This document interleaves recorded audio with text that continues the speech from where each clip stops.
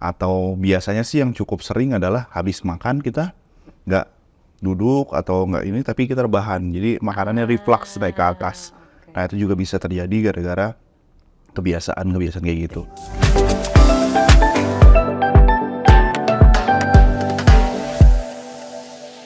Oke, halo Dokter Haryo. Halo. Sehat dok? Sehat. Nah dok, jadi hari ini kita mau ngobrol-ngobrol tentang sebuah topik yang kayaknya lagi populer nih dok di kalangan anak muda yang mungkin mereka tuh kadang suka memanggil dirinya tuh remaja jompo gitu ya. Mungkin saya salah satunya nih dok, karena mungkin terlalu sibuk kerja, tapi jam tidurnya jadi nggak bener, jam makan juga nggak bener gitu. Tiba-tiba kok sakit perut gitu ya, tapi kok sakit perutnya tuh yang agak beda gitu loh dok, yang agak bikin panas di dada dan kadang bikin sakit di ulu hati juga gitu. Nah ini kan udah mulai penyakit-penyakit indikasi di lambung gitu ya dok ya, yang mungkin kita sering memanggilnya sebagai GERD. Nah mungkin nih dok, karena dokter ahlinya nih, nah mungkin saya mau nanya-nanya nih dok hari ini, boleh nggak sih dokter jelasin GERD itu sebetulnya apa dan sebetulnya apa aja sih symptoms-nya gitu loh dari GERD itu sendiri? Oke, GERD itu kan sebenarnya kan panjangan dari gastroesophageal reflux disease. Oke. Atau jadi adanya asam lambung yang reflux atau yang naik ke esofagus atau ke kerongkongan kalau bahasa Indonesia. Letaknya asam lambung itu harusnya di lambung, tapi pada pasien GERD ini asam lambungnya malah naik ke kerongkongan. Jadi di tempat yang tidak sesuai akhirnya memunculkan gejala. Nah, asam lambung itu sendiri kan bersifat asam ya. Akhirnya ada perasaan terbakar, terutama di dada, di tengah ya, sampai kadang-kadang sampai ke tenggorokannya pahit dan segala macam. Nah itu untuk gejala-gejala yang berhubungan dengan pencernaannya. Kadang-kadang juga bisa memunculkan gejala-gejala yang tidak ada hubungannya sama sekali dengan pencernaan.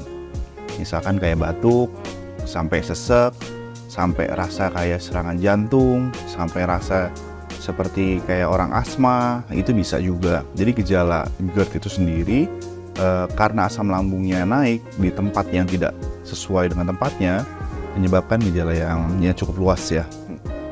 Oke, itu tadi dokter semua simptom-simptom itu saya pernah mengalami tuh dok, yang kayak mulai agak dadanya kok agak berdebar, terus kayak agak panas. Jadi itu tuh semua sebenarnya adalah simptom dari GERD ya.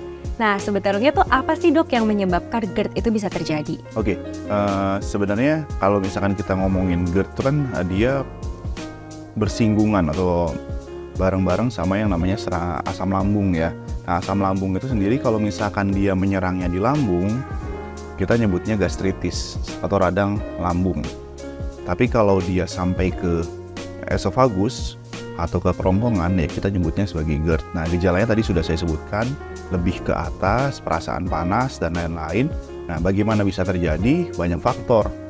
Bisa jadi faktor psikologis atau faktor ya stresornya tinggi, kerjaannya penuh tekanan, akhirnya asam lambung produksinya lebih banyak.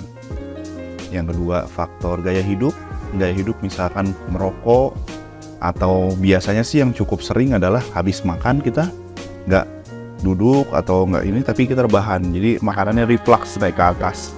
Nah itu juga bisa terjadi gara-gara kebiasaan kayak gitu. Obesitas, berat badan yang tinggi ya, berat badan yang obes, terus faktor makanan juga dapat memengaruhi. Oke, tapi siapa aja dok kira-kira orang yang lebih beresiko nih untuk terkena GERD? Apakah itu hanya karena pola hidup atau mungkin ada profil-profil tertentu yang lebih riskan gitu? Oke, ini sebenarnya tidak ada data pastinya, cuma ini berdasarkan pengalaman ya. Kalau kita lihat ke orang-orang yang lebih mudah terserang GERD, biasanya orang yang kalau tadi saya bilang orang yang karena stresornya tinggi ya. Nah itu juga bisa, jadi biasanya orang yang cukup kayak panik ataupun lebih gelisah itu lebih mudah. Tapi bukan berarti semua orang yang seperti itu pasti GERD, itu satu. Atau sebaliknya, bukan berarti semua pasien GERD pasti orang yang gelisah, enggak. Tapi lebih mudah ya, satu. Yang kedua, orang yang berat badannya over atau obese, itu lebih mungkin. Yang ketiga, ya tadi konsumsi makanan atau hal-hal yang dapat menyebabkan GERD. Contohnya kayak rokok tadi, terus kopi, coklat, ataupun ya makan makanan yang rasanya terlalu kuat seperti pedas, sambal itu juga bisa. Sama pola hidup ya, kebiasaan yang mungkin akan sering rasa tuh kebiasaan kita makannya langsung banyak, terus main handphone tiduran. Ya. Nah, itu reflux. Oke, itu kayak banyak tuh yang dilakukan ya Mas saya dan mungkin my friends di luar sana juga. Ya. Nah, tandanya nih dok, dari penjelasan dokter, kalau mau mencegah nih dok, mencegah GERD, tandanya diet atau perubahan gaya hidup, itu tuh ngaruh ya tandanya ya. Ada mungkin cara-cara tertentu nggak dok mungkin untuk kita tetap menjaga pola hidupnya tuh sehat supaya kita bisa menghindari kena GERD nih gitu. Oke, pertama yang kita harus tahu tuh bagaimana cara mendiagnosis dengan benar gitu ya. Nah, tadi kan kita ngomong ada perasaan nggak nyaman di dada seperti panas. Yang pasti kita harus pastikan dulu ini memang GERD atau bukan. Kalau di dada kan kemungkinan bisa jantung, bisa jadi paru-paru, atau bisa jadi pencernaan, GERD, bisa jadi ototnya. Anggaplah kita sudah evaluasi dengan benar ini GERD gitu. Nah, kalau memang sudah didiagnosis GERD, maka ya jeleknya atau bukan jeleknya ya, orang-orang dengan GERD tuh kadang-kadang suka berulang karena sangat berhubungan dengan gaya hidup juga. Kayak contohnya tadi nurunin berat badan itu wajib. Habis itu saya selalu merekomendasikan pasien-pasien supaya jangan rebahan minimal 2 jam, 2-3 jam kalau itu setelah makan. Habis itu konsumsi yang biasanya mungkin kalau zaman sekarang, anak-anak zaman sekarang termasuk saya juga, kopi itu juga biasa minum. Aduh, kopi ya. Coklat juga, nah itu bisa memengaruhi keadaan GERD. Rokok atau yang mungkin rokok elektronik juga itu juga sangat memengaruhi ya. Oke. Hal-hal seperti itu. Oke, nah nih misalkan nih dok ya, pasiennya udah datang ke dokter, terus udah bilang, iya nih saya ada keluhan sakit perut apa segala macam. Nah, aku penasaran dok, gimana sih dokter itu bisa mendiagnosa bahwa semua gejala kamu itu dikatakan dengan GERD, dan kapan seorang pasien itu membutuhkan tindak lanjut lebih gitu dok? Misalkan dia butuh tindakan gitu untuk mengkonfirmasi diagnosanya, dan apa saja sih tindakan yang mungkin diperlukan bagi seorang dokter untuk melakukan itu? Oke. Pasien-pasien yang datang saya dengan gejala GERD biasanya ya tipikal ya, nyeri perut atau nyeri dada, ya nyeri ulu hati ya, yang terasa panas. Habis itu biasanya juga nggak 1-2 hari, udah cukup lama, dan udah minum obat macam-macam. Nah, kapan kita berpikir ini GERD? Tadi sesuai dengan gejalanya. Gejalanya pertama dia panas di dada atau nyeri di dada. Kadang-kadang hal yang sangat tidak spesifik atau ditemukan dari dokter yang lain. Misalkan dari ada keluhan vertigo, telinganya berdengung. Ternyata setelah berobat ke dokter THT, dievaluasi asam lambungnya yang naik. Itu juga bisa sangat-sangat tidak berhubungan dengan pencernaan, itu juga bisa ya. Atau ya tadi panas dada, batuk yang kronis, sudah dikasih obat, di ronsen, sudah diapa-apain, dicari tahu nggak ada masalahnya. Sudah berobat ke dokter jantung, sakit dada, diperiksa dokter jantung, hasilnya normal. Akhirnya apakah ini gejala yang disebabkan oleh pencernaan? Itu bisa terjadi. Nah, kapan kita mikir untuk pemeriksaan lebih lanjut atau pemeriksaan lanjutannya? Nah, biasanya teman-teman yang sudah bergejala sudah cukup lama, biasanya nggak cuma 1-2 hari, udah minum obat macam-macam, ya ada pemeriksaan lanjutannya seperti endoskopi. Kapan sih kita ngelakuin endoskopi? Kalau gejalanya ya lama, biasanya sih kita patokan sekitar 8 minggu. Sudah 8 minggu sudah minum obat, kita ini pertimbangannya mungkin butuh evaluasi lebih lanjut. Nah kalau seandainya kita melakukan endoskopi nih dok, nah bagaimana sih hasil endoskopi itu nanti bisa membantu dokter gitu loh untuk lebih yakin dalam membentuk diagnosa GERD, dan seberapa bermanfaat gitu melakukan endoskopi itu?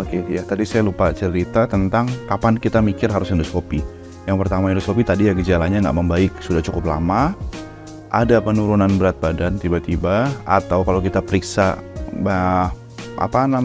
pucat, atau sampai muntah darah, nggak bisa makan atau sulit untuk makan, atau BAB-nya warnanya hitam. Kalau gejala-gejala seperti itu nggak perlu sampai nunggu berbulan-bulan, saat itu juga wajib kita pikir endoskopi.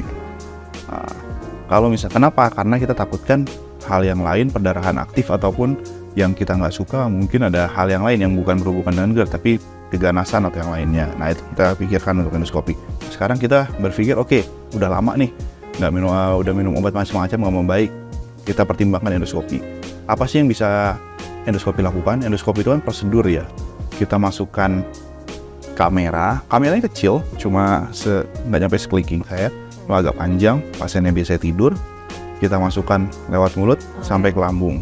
Oke. Saya selalu bilang ke pasien yang terjadi sama ibu atau bapak, kalau kita di sini pasien bapak ibu masuk terus tidur 5-10 menit bangun sudah selesai, perutnya masih utuh.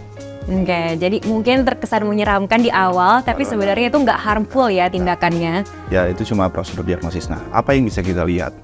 Dari endoskopi kita bisa lihat ada luka yang disebabkan oleh asam lambung. Dia asam lambung yang naik ke kerongkongan, ke esofagus, dia kan ngebentuk kayak luka-luka gitu di jaringannya. Nah itu yang menentukan grade-nya, ada grade A, B, C, D gitu. Kalau grade-nya makin tinggi, makin kita bisa bilang ini grade-nya makin parah. Kalau makin rendah, bukan asam lambungnya yang makin parah, mungkin penyebab lain yang bisa jadi bukan karena asam lambungnya, tapi stresornya yang lebih tinggi. Jadi mungkin asam lambungnya mungkin naik, tapi dia lebih sensitif, jadi lebih asam lambung naik langsung kayak panik atau apa, itu juga bisa. Jadi itu bisa menilai. Itu satu. Yang kedua, kita juga bisa melakukan kalau memang ternyata grade yang tinggi ataupun apa, ada perdarahan aktif, kita bisa langsung stop perdarahannya dengan endoskopi itu sendiri. Kita bisa kayak diklem ya, diklem gitu, pasiennya nggak kerasa, yang tadinya misalkan HB-nya turun atau ada perdarahan, ya dengan endoskopi kita bisa klem, perdarahannya bisa selesai. Dan yang terakhir, kalau misalkan ada sesuatu hal yang mencurigakan, jaringan misalkan tadi lukanya kok luas, mencurigakan, kita biopsi, ambil jaringannya kecil, dibawa ke laboratorium untuk dilihat ini selnya normal atau tidak. Kalau selnya normal, oke. Tapi kalau ini peradangan, seberapa berat? Kalau dia ternyata berat, ya kita treat.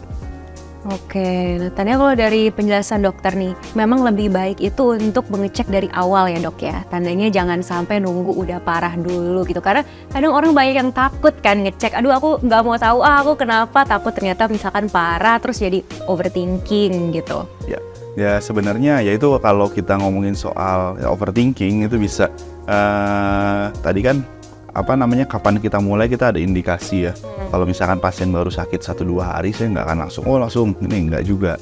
Tetapi mungkin ada yang satu hal yang bisa diobatin tadi ya. Kalau misalkan teman-teman juga bisa pikir overthinkingnya, kok saya udah 2 minggu 3 minggu minum obat nggak membaik. Dengan kita endoskopi kita bisa langsung lihat, pastikan penyebabnya gitu, langsung bisa bilang oke, ini problemnya ini, obatnya seperti ini, berapa lama, targetnya seperti ini. Jadi kita bisa tetapkan dari awal, ya overthinkingnya lebih baik ya harapannya. Betul, aduh makasih banget nih dok. Ini saya sebagai orang yang mengalami asam lambung nih juga jadi insightful banget nih ngobrol sama dokter.